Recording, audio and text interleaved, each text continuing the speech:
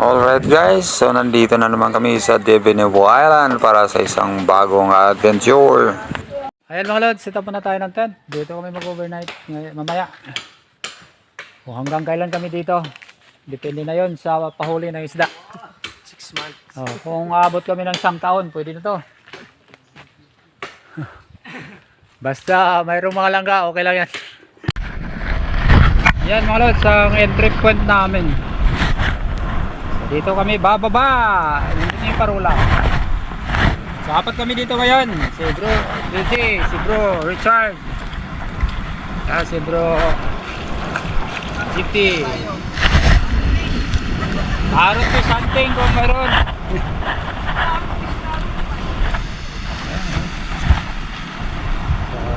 Sa likod ito ng Divinubo Island. At ito nga guys ang ating warm up drop. At napakalinaw dito ang tubig dagat. At yan po ang ating nakikita na rock formation dito. Napakaganda. Very ideal sa free diving. So sa mga free diving enthusiast yan, bisitahin nyo ang Divinubo Island ng Borongan Eastern Samar. Ito napakaganda.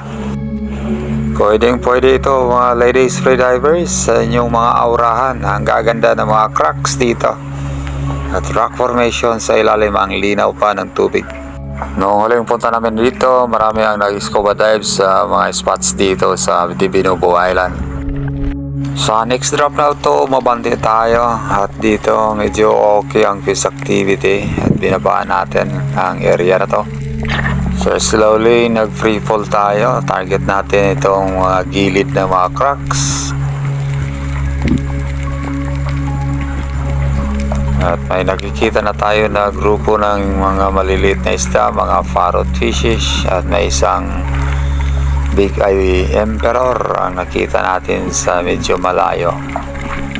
Kaya nagpakasakali tayo na lalapit ito. At dito tayo nag-set up ng ambush. Ayan, sinusundan natin ito kaya lang medyo out of range, kaya hinayaan na lang natin.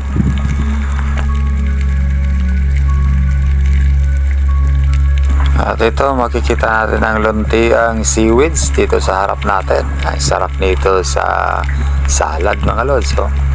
O kainin natin, so pwede na, may suka lang. At sa muli kong pagbaba, nahuli natin dito ang ating first fish of the day. Isang maliit na coral trout. So ito yung ating pangbuhay na mano sa dive na to. At shoutout nga pala kay Mandaraga TV sa lahat ng waray-waray dito sa Borongan Eastern Samar. Ingat po kayong lahat. At yan po ang ating target. Nagkatunga nga lang, napakagandang patama natin dyan mga lods.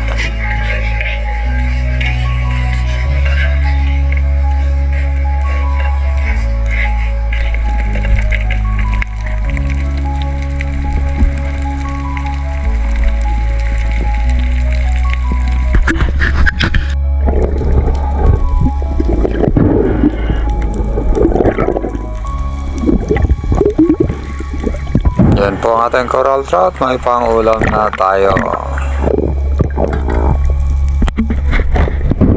Shoutout din sa ating isang sulit na supporter, Jake Oria. Salamat sa suporta bro.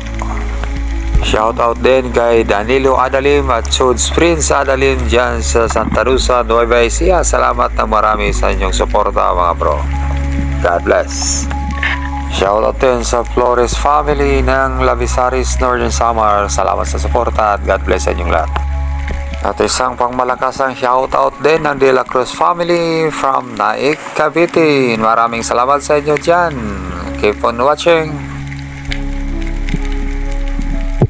At ito, bakon hunting mode tayo mga kaibigan. Isang labahita, surgeon fish ang ating target ngayon. Masarap ito sa inihaw, prito, sigang. Kaya lang ayaw ng iba nito, medyo mamoy daw. Ito, ayan laki niyan mga lods. Yari na naman.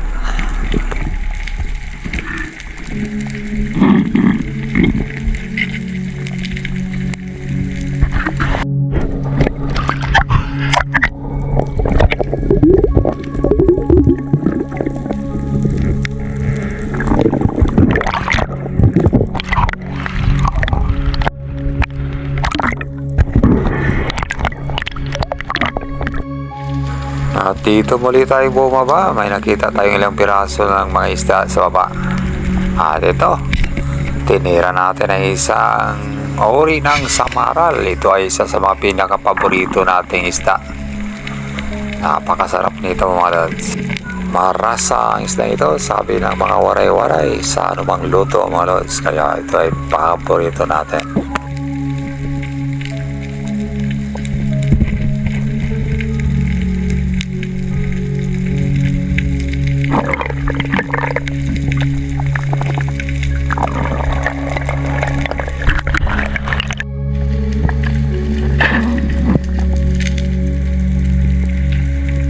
At dito muli mo tayong bumaba using my basic hunting style pre-fulling. At dito kita ko ang isang malaking parrot fish. Ay sinundan natin kaya lang lumayo. Dito na bali ang pansin natin sa isang surgeon fish na naman. Ayun o. Yari na naman sa pool.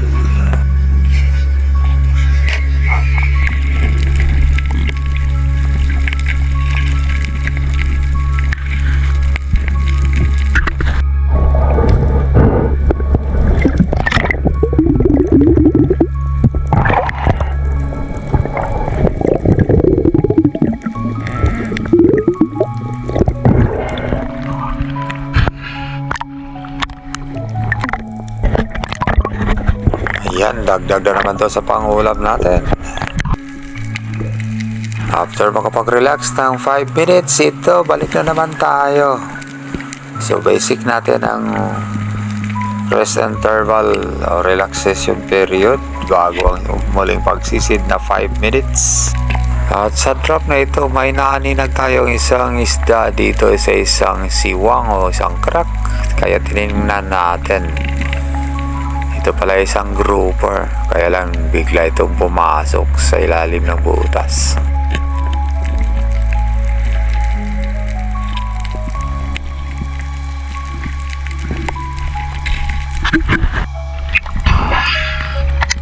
At dito naabutan natin sa isang spot si Bro GP Amboy.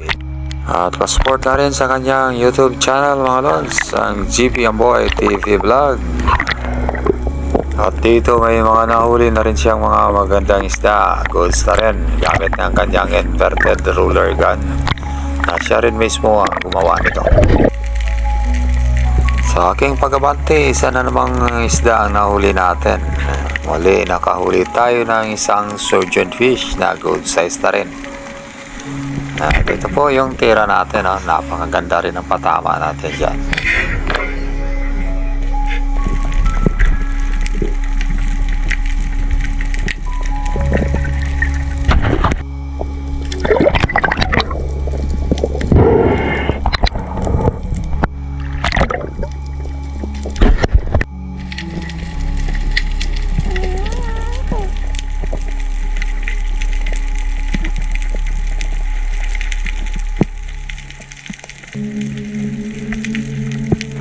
At ito, drop ulit tayo dahil mayroon pang isang malaking surgeon fish ang natira. Ayan o.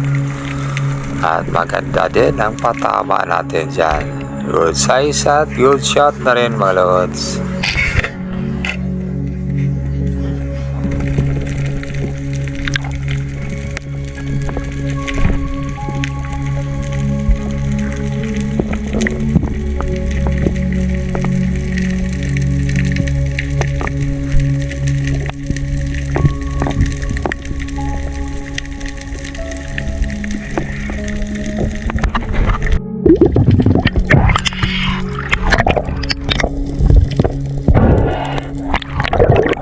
Tapos ito, ako na, kaya amuin ako. Mahaba pang lalamuin ko.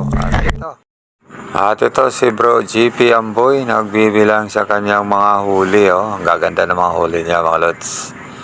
Yung huli ko, hindi na natin ito na videoan. Nabinta na natin agad. At puntahan nyo din ang kanyang YouTube channel mga lods para makita nyo ang full video sa kanyang spearfishing adventure kasama ko dito sa Divinovo Island. Ayan o, good size ang kanyang huli ng mga surahan. At saka mayroon pa isang squirrel fish. Ang sarap makatinik dyan mga lods. Oh, mayroon pa oh. Sa baba. Pwede na yan. Goods na yan mga lods. Nauna pala kung bumalik dito sa HQ namin. Kaya ito sila. Hindi, madilim na nakauwi. Sinagad nila mga lods. Ito. Marami din naman ang nahuli nila.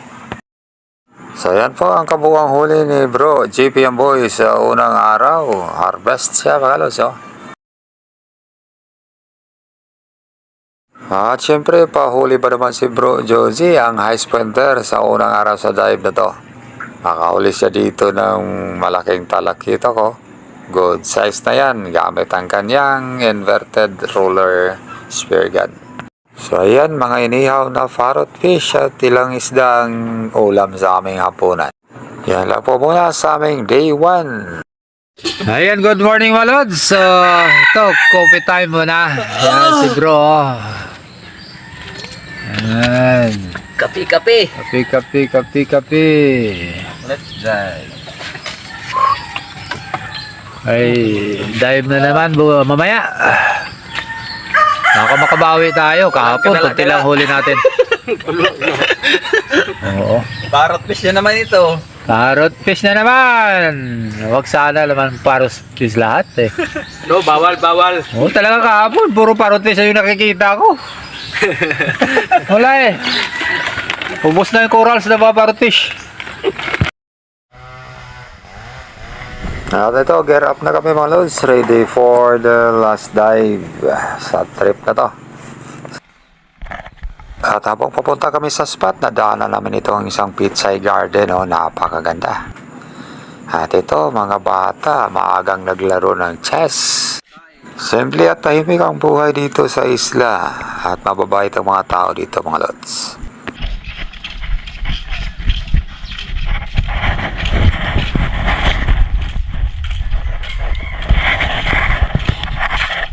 Good morning, doggy. Hello. Uy. Ayaw. At ito, medyo malinaw naman ang tubig kahit na umulan. Malakas ang ulan kanina. Alright, mga lods, welcome back sa day 2. Ito si bro Joji, oh. Kanyang ambush mood. Sa mababaw lang siya tumitira mga lods, pero nakakahuli ng malalaki.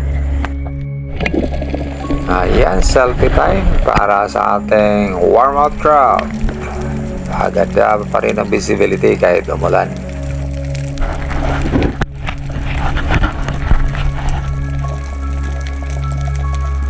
Sa aking pag-explore sa spot, napansin at nakita ko itong isang bahura. Medyo malalim ito, nasa 15 to 20 meters, nasa bandang gitna. Kaya lang medyo nag-iba na yung visibility dahil medyo humatak na yung agos. Kaya ito binabaan natin ng isang spot. Ayan, may bonus pa tayong isang pawikan. Ayan, ito, dahan-dahan tayo bumaba. Tinitingnan natin tong mga parrot fish na to.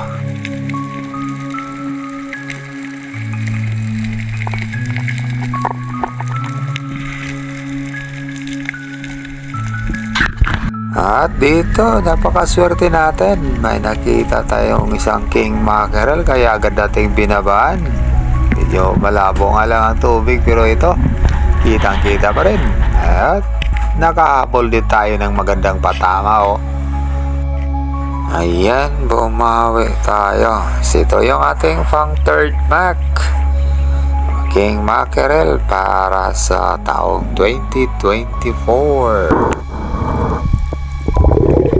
Ayan, medyo malit lang ang king mac na to, pero goods na ito mga lods. Nasa 3 kilos may hit ito. Ayan, oh. Sa buntot lang bandang natamaan natin, pero malapit sa buto, kaya madali na itong nanghina mga lods.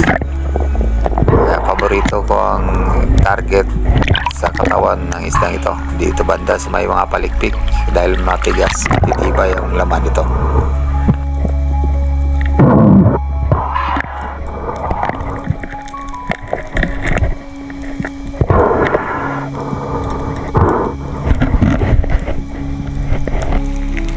ito isang luntiang kapaligiran ang nababaan natin. Napakaraming mga sea grapes o lato ang tawag namin.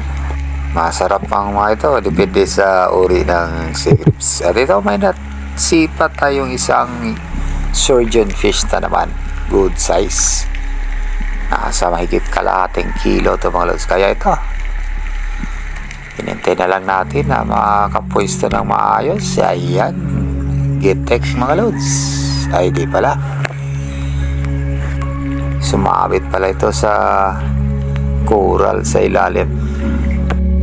Mag-resurface muna tayo para makapagpahinga. Saka na natin yun balikan. Napakaganda naman ang patama natin, kaya goods yun. At ito, retrieval operation tayo para sa ating nahuling labahita or surgeon fish. Sana ba yun? Ayun. Ay, ito lang pala. Sorry. Ayan o. Malaki yan mga lods. So ito po ang ating second fish of the day. Isang surgeon fish or labahita.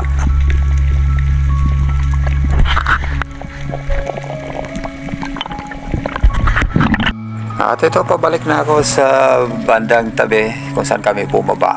At dito may napansin akong isang magandang fish activity sa baba. Kaya ito, dahan-dahan tayong nag-free fall para hindi maistorbo yung mga targets natin.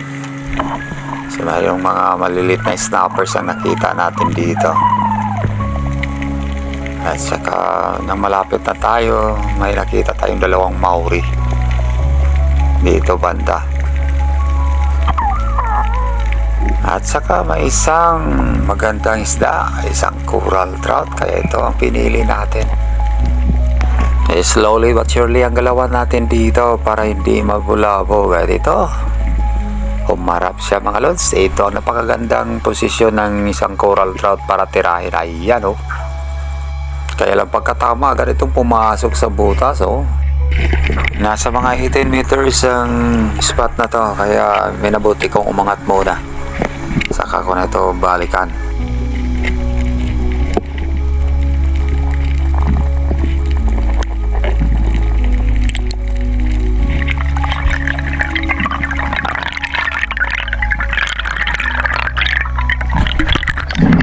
At matapos ang ating recovery period, ito balik tayong bumaba para i-retrieve na ang ating huling isda.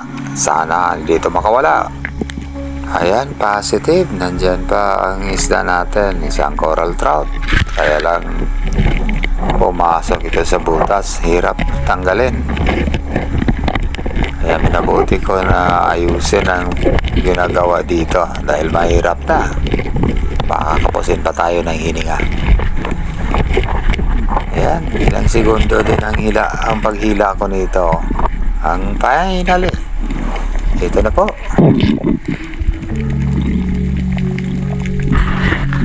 Ayan, pulang-pula ang coral trout na nahuli natin. Nasa mga kalahating kilo, my God. And for my last drop, nakahuli tayo ng isang mangrove snapper. Kaya lang wala ng video dahil nagpag na yung lens ng ating facing sa camera.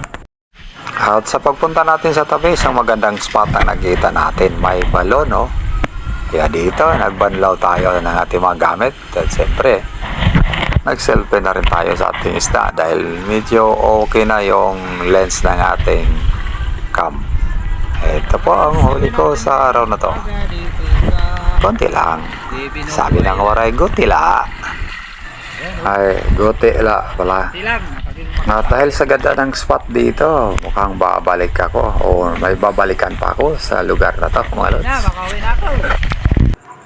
So, naka-4 na piraso lang tayo, mga lods. Yung 3 ang bininta natin, mangrove snapper, coral trout at tangigi. Yung isa naman binigay natin sa ating host dito. Ilang kilo? Oops. 5.8. 5.8 then. Ang ulam na. Yan po mga lods, binibinta ko na lang dito yung huli ko. Binibili ni ma'am. 5.8 na. Thank you po ma'am. Ayan mga lods, so yan time na, baklas sa tulda na kami oh. Ayan. Oh Jess, sa mga tropa mo dyan, shoutout mo na lang. Yan oh, si Guapo Jess dito. Salamat, Bebe Nubo.